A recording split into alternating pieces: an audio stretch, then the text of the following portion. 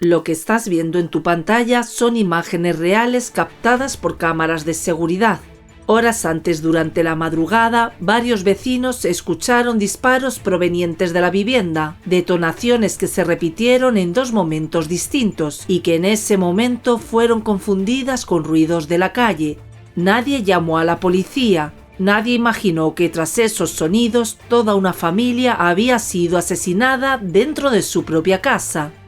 Horas después de esos disparos, las cámaras registran a un adolescente de 13 años saliendo del colegio, caminando detrás de dos compañeros y cruzando la calle con total calma para dirigirse al automóvil de su madre. No corre, no se detiene, no parece alterado.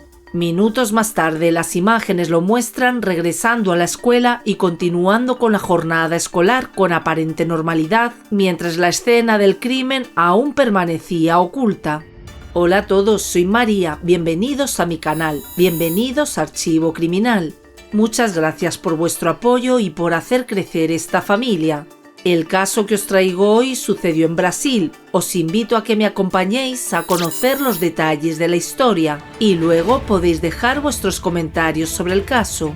Contadme desde dónde me estáis viendo, dejad vuestros me gusta y suscribíos si queréis seguir escuchando más historias reales que revelan el lado más oscuro de la realidad. Sin más, comencemos.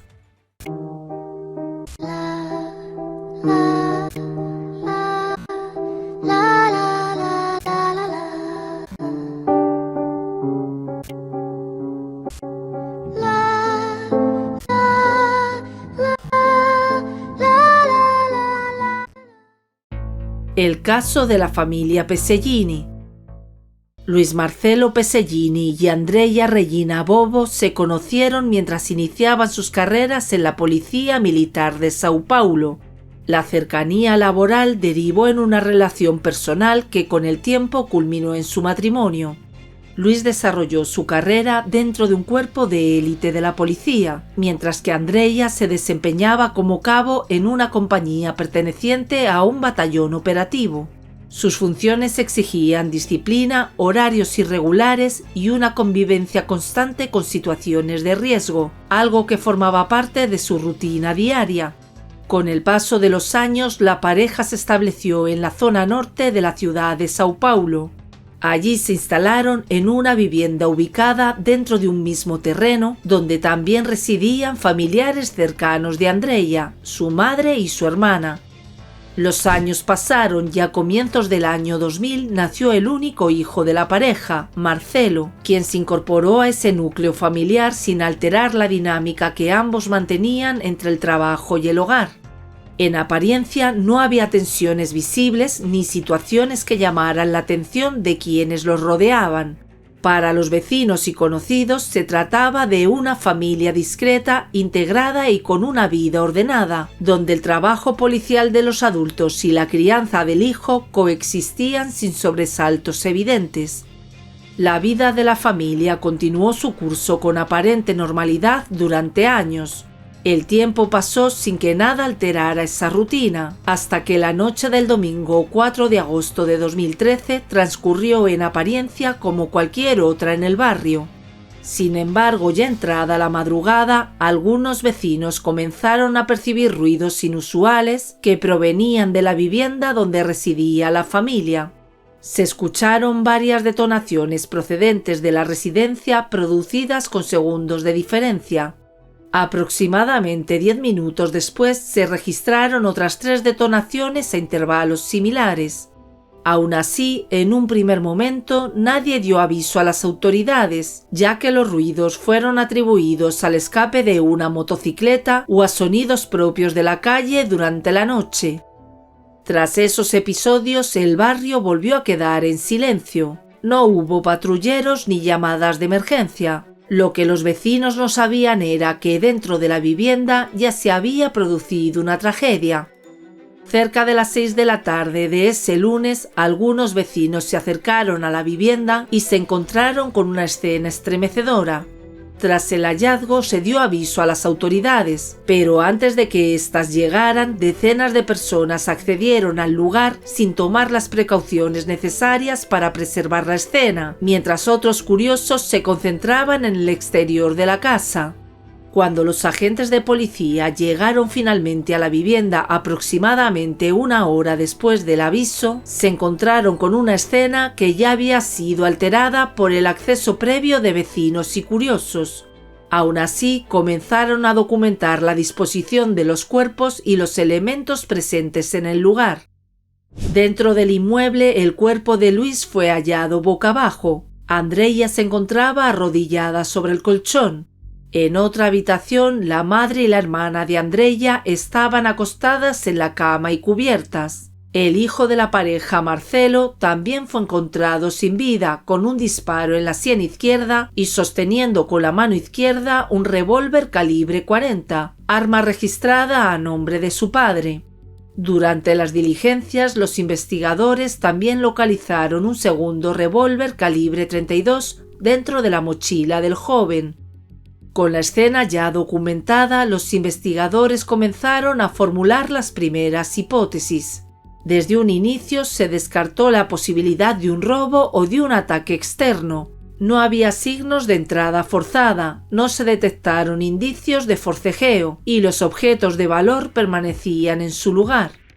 Con esos elementos, la policía comenzó a sostener la hipótesis de que se trataba de un crimen intrafamiliar, en el que el hijo habría asesinado a los demás integrantes de la familia y luego se habría quitado la vida.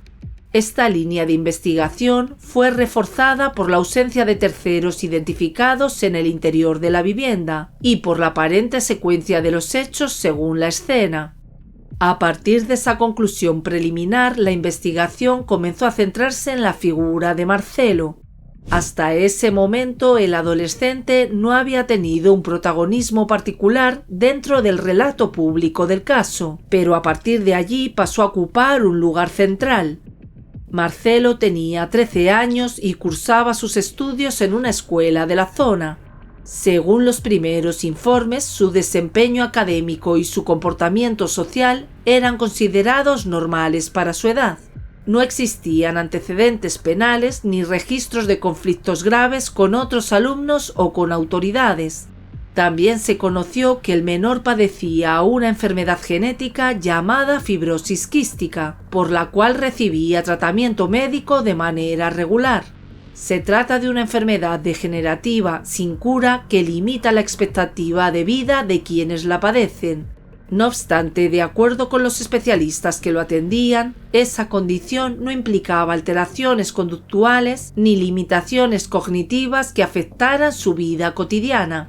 Sin embargo, durante el avance de la investigación comenzaron a surgir otros elementos.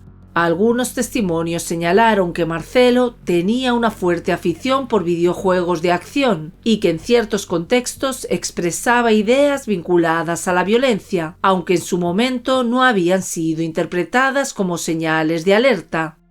Con estos antecedentes, las autoridades intentaron construir un perfil que permitiera explicar cómo un menor podía haber llevado adelante un ataque de esa magnitud.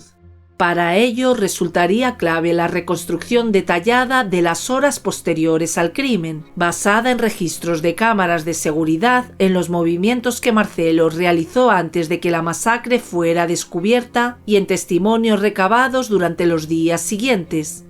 Según las imágenes, cerca de la 1:25 de la madrugada del lunes 5 de agosto, Marcelo salió de la vivienda y condujo el automóvil de su madre hasta las inmediaciones de su escuela. Allí permaneció dentro del vehículo durante un tiempo. Horas más tarde, ya por la mañana, fue visto accediendo al establecimiento educativo para asistir a clases con normalidad. Durante la jornada escolar, docentes y compañeros indicaron que el adolescente participó en las actividades habituales y no mostró un comportamiento distinto al de otros días, manteniendo incluso el trato cordial de siempre con profesores y personal del establecimiento. Alrededor del mediodía, durante el receso, las cámaras de seguridad lo registraron saliendo del colegio. Eran aproximadamente las 11:35 de la mañana cuando se lo vio caminar detrás de dos compañeros, cruzar la calle y dirigirse hacia el automóvil de su madre. Casi 10 minutos después, el mismo sistema de vigilancia lo captó regresando nuevamente a la escuela, donde continuó con la jornada escolar con aparente normalidad. Al terminar el día, Marcelo no volvió a casa en ese vehículo. Fue trasladado por el padre de otro alumno, a quien le pidió que no tocara la bocina al llegar al domicilio, explicando que su padre estaba durmiendo. Tras acceder a la vivienda y según la reconstrucción oficial, el adolescente permaneció allí hasta el momento en que ocurrió su muerte. Con esta secuencia, las autoridades establecieron una línea temporal que, a su entender, vinculaba los hechos ocurridos durante la madrugada con los movimientos posteriores del menor, y que resultó clave para sostener la conclusión final del caso. Con la difusión de la versión oficial, el caso comenzó a generar fuertes cuestionamientos. Aunque las autoridades sostenían que se trató de un crimen intrafamiliar en el que el responsable habría acabado por quitarse la vida, distintos sectores pusieron en duda esa conclusión casi desde el inicio. Una de las principales controversias surgió por el estado de la escena del crimen, que no había sido debidamente preservada. El ingreso de vecinos y curiosos antes de la llegada de la policía complicó el trabajo forense y dejó abiertas múltiples interpretaciones sobre la disposición de los cuerpos y los elementos encontrados. A las dudas surgidas en torno al caso se sumaron declaraciones contradictorias dentro de la propia fuerza policial. El entonces coronel Wagner Dimas Alves Pereira, superior jerárquico de Andreia, sostuvo públicamente que los asesinatos podrían haber sido una venganza dirigida contra ella en represalia por denuncias que había realizado años atrás contra otros policías militares por presuntos hechos de corrupción. Sus palabras generaron un fuerte impacto mediático y reabrieron antecedentes que hasta ese momento habían quedado en segundo plano. Poco después, el propio coronel se retractó y afirmó que sus declaraciones habían sido producto de una confusión. El trasfondo de esas afirmaciones se remontaba a la madrugada del 5 de agosto de 2011, cuando un grupo de 15 hombres armados intentó robar los cajeros automáticos de un supermercado de la zona. Entre los sospechosos se encontraban policías militares del 18º Batallón, mientras que otros dos habrían actuado como apoyo monitoreando la radio policial desde un vehículo. En ese contexto, Andreia realizó una denuncia anónima que permitió la intervención de la policía y derivó en un enfrentamiento armado en el que 6 de los asaltantes murieron y otros lograron escapar. Días después presentó una denuncia formal que llevó a la detención administrativa de un agente de su propio batallón. El caso tuvo amplia repercusión mediática por las sospechas de corrupción dentro de la fuerza, pero con el paso de los meses la investigación fue perdiendo impulso hasta quedar archivada, pese a que Andreia continuó realizando nuevas denuncias durante el año siguiente. Sobre ese escenario de antecedentes inconclusos comenzaron a acumularse nuevas controversias. Peritajes y opiniones médicas pusieron en duda la posibilidad de que el menor hubiera cometido los hechos tal como habían sido presentados por la versión oficial.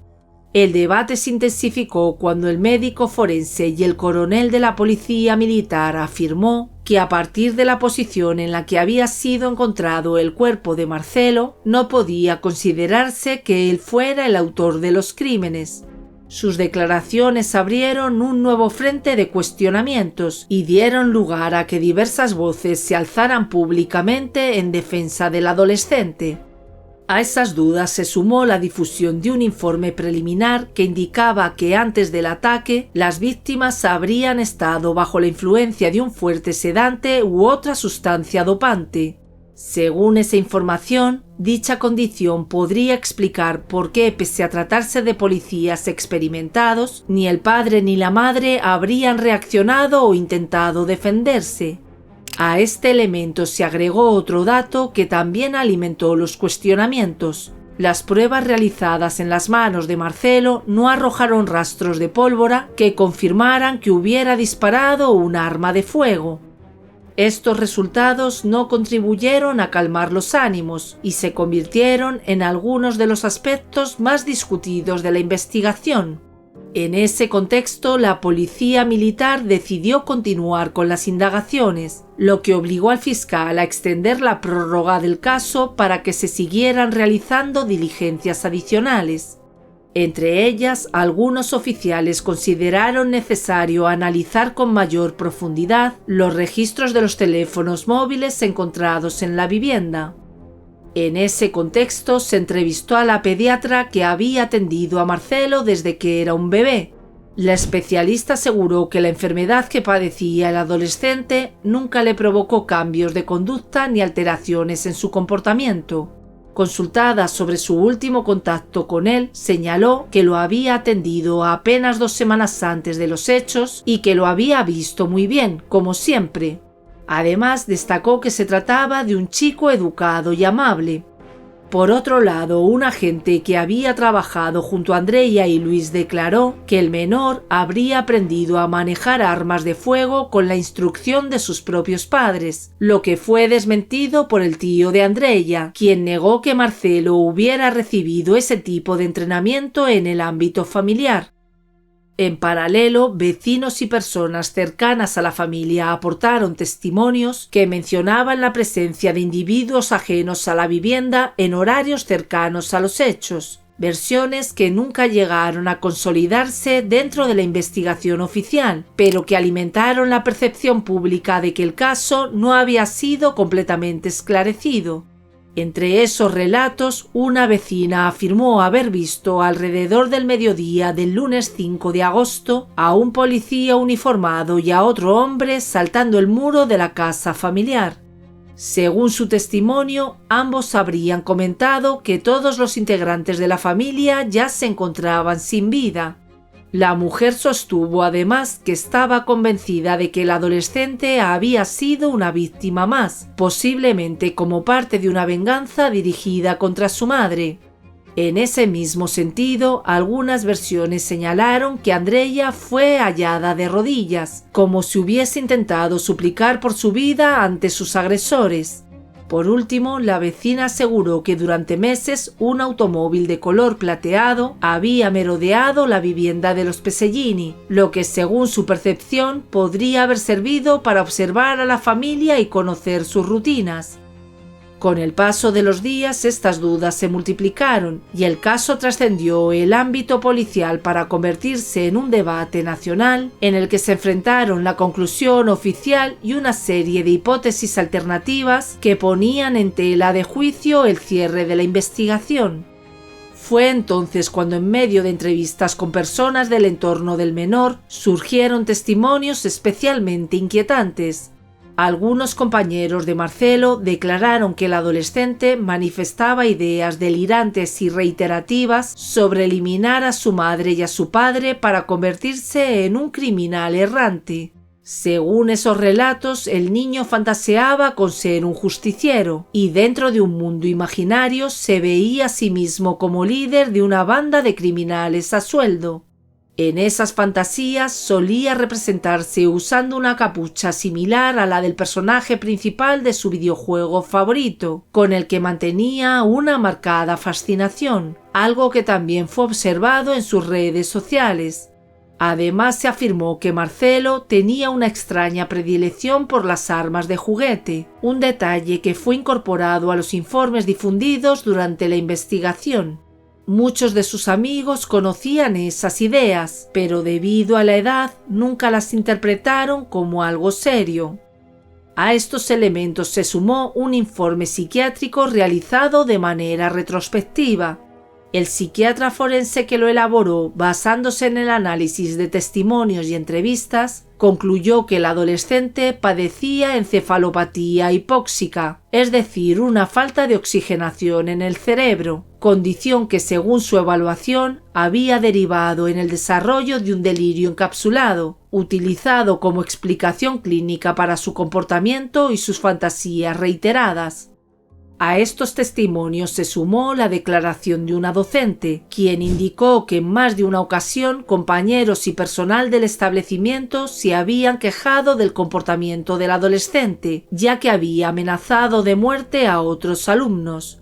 La profesora aseguró que elevó esas preocupaciones a la madre, pero que Andreya le restó importancia, señalando que se trataba solo de una forma de juego. Posteriormente se elaboró un informe en el que se concluyó que Marcelo habría confundido la imaginación con la realidad. Con base a ese documento, la Policía Civil, el Ministerio Público y el Tribunal de Justicia de Sao Paulo determinaron que el menor había sido el único responsable de los crímenes. Aún así, la policía militar continuó investigando de manera paralela y llegó incluso a solicitar una copia completa del informe de investigación policial al Departamento Especial del Tribunal de Justicia. La justificación de esa solicitud señalaba la necesidad de profundizar en las acusaciones de corrupción que Andreya había realizado años atrás. Tras varios intentos fallidos por reabrir la causa en la justicia brasileña, en 2018 el caso fue denunciado ante la Organización de los Estados Americanos en Estados Unidos. El objetivo era que el organismo evaluara el expediente y, de considerarlo pertinente, enviara una comisión a Brasil para investigar la masacre de la familia Pesellini. Pese a ello, hasta el día de hoy, la historia continúa sin un esclarecimiento definitivo. Dentro de esa casa, una familia entera fue asesinada en silencio. 2 policías experimentados, una madre, una hermana y un niño quedaron atrapados en una escena que nadie imaginó posible. Los disparos rompieron la madrugada, pero no despertaron sospechas inmediatas, y cuando la verdad salió a la luz ya era demasiado tarde. Lo ocurrido aquella noche sigue siendo un golpe difícil de asimilar, una tragedia que terminó con todos los integrantes de una familia y dejó una herida que aún no cierra. Ahora la pregunta queda en tus manos. ¿Crees que fue realmente el niño el que cometió el crimen o pudo haber algo más detrás? ¿Tuvo alguna relación lo que Andreya había denunciado años antes dentro de la policía? Si quieres seguir escuchando historias criminales de la vida real, suscríbete, cuéntame desde dónde me ves y deja tu me gusta para apoyar el canal, porque algunas historias no buscan respuestas fáciles, solo que no se olviden. Mi nombre es María y esto fue Archivo Criminal. Hasta el próximo caso. Saludos.